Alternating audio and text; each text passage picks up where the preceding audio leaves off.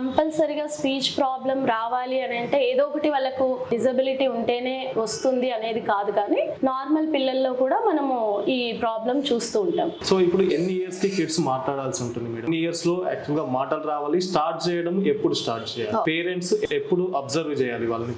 యాక్చువల్గా ఏంటంటే చిన్న పిల్లల్లో మనం మామూలుగా బేబీ అనేది తల్లి గర్భంలో ఉన్నప్పటి నుండే వాళ్ళు వినడం అనేది స్టార్ట్ అవుతుంది. వినడము, తల్లిని అనుకరించడం అనేది స్టార్ట్ అవుతుంది. అందుకే అంటారనమాట, కడుపుతో ఉన్నప్పుడే మంచి కథలు వింటూ ఉండాలి, మంచి మాటలు వినాలి, అలా చెప్తూ ఉంటారు. సో అలాగా బేబీ అనేది పుట్టిన తల్లి గర్భం నుండే వింటూ ఉంటారు కాబట్టి పుట్టిన తర్వాత కూడా తల్లి వాళ్ళతో మాట్లాడుతూ ఉండాలి. జనరల్ గా 6 months ఆ టైం నుండి సౌండ్స్ చేయడం మొదలు పెడతారు. అంటే పుట్టిన వెంటనే ఒక 1 month లో కూడా అలా సౌండ్స్ చేస్తూ ఉంటారు. కానీ 6 to 9 months ఈ టైంలో ఏంటంటే బాబా తా ఇలా స్టార్ట్ చేస్తారు.